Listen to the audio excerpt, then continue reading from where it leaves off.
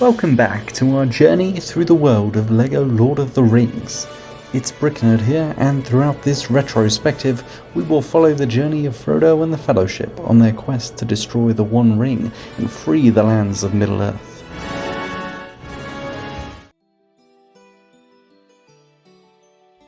Our story begins in the Shire, as Gandalf arrives to celebrate a special birthday. This is set number 9469, aptly named Gandalf Arrives, and it gives us two figures from this memorable opening scene, as well as the horse-drawn carriage in which Gandalf and Frodo are reunited. Part of the reason the Lord of the Rings theme is so highly regarded among fans is the high level of detail and accuracy poured into each kit. This set, despite its size, is no exception. It was designed by Henrik Rubik-Sabi, who has worked for LEGO since 1995. In that time, he has collaborated on themes from Adventurers, Kingdoms, Aqua Raiders, and much more. It's clear that LEGO was intent on putting resources into this theme, as this was one of the first themes launched with the goal of beginning to tap into the teen and adult market. This set includes two characters, both of whom were exclusive to this set upon its initial launch in June of 2012. Gandalf, seen here with both his long cape and pointy hat, will go on to appear in 5 sets total, including the LEGO Dimensions starter set as a key character within the game. He has nice detailing on the torso, although it's covered up a large portion of the time by the beard and cape elements. Speaking of which, the beard was a new element introduced with this character, replacing the classic wizard beard from 1995. This version of Frodo, with his sand green shirt and brown suspenders, was also exclusive to this set in its earliest release, until but a month later when a polybag including this figure was found at Toys R Us in the US. Unlike Gandalf, he has a double-sided head with a worried expression. This figure also gave us the brand new hairpiece for the Hobbit figures, all of whom share this piece despite different colours.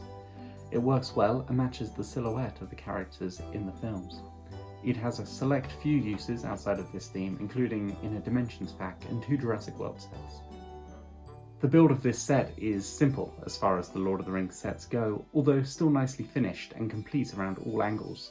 The fireworks included make great use of colour to bring some life into the model, and the set includes the book which Frodo is reading, as well as a carrot to feed to the horse. Speaking of the horse, we have to discuss the new horse element that was introduced in this wave of sets, but before we do that, let's briefly detail the history of the LEGO horse. The earliest example of a horse included in an official set goes back to 1971, with a set known only as Samsonite 3, we can discuss that another day, which included a brick-built horse made of basic system bricks. In 1979, a year after the introduction of the minifigure, sets like 383 Knight's Joust and 375 Castle saw smaller brick-built horses made to accommodate them.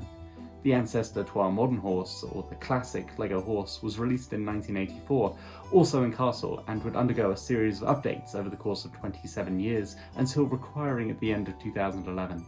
But what about Belvoir Horse, I hear you screaming. To you I say, we don't talk about Belvoir Horse. Since then, this new horse has managed to stick around and includes articulation in the head and rear legs. This original brown version was last released almost 10 years ago in the LEGO Movie Getaway Glider set. Getting back to the set, there are a couple of rarer parts in this set, including the red snake, an element borrowed from Ninjago which, in this colour, appears only one at a time. These large spoke wheel elements are also hard to find, having been introduced back in 2000 with the aforementioned Belvoir horse. They appeared in brown in 3 sets within the span of 2 years, and the mould has been out of production since 2013. Beyond that, the parts included are relatively easy to acquire if you are interested in piecing this set together. And piecing the set together may be the best option, given the price of this set on the secondary market. Currently, a used version in good condition will set you back roughly $40 to $50, while a new copy can be double that. This set retailed for $12.99 upon its release, and I was fortunate to have bought my copy at the time. Luckily, the figures are rather common and inexpensive, both sitting at under $10 on Bricklink.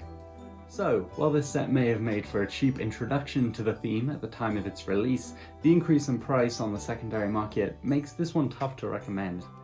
In my opinion, you're much better off putting the money towards one of the larger sets in this theme. Personally, I have very fond memories of the set from my childhood, and I love how it displays on my shelf next to Bag End. Thank you for joining me for the first episode of this series, and I hope you'll join me next time as we follow Gandalf into Isengard with the Wizard Battle. If you enjoyed the video, please leave a like and subscribe for more LEGO Lord of the Rings content.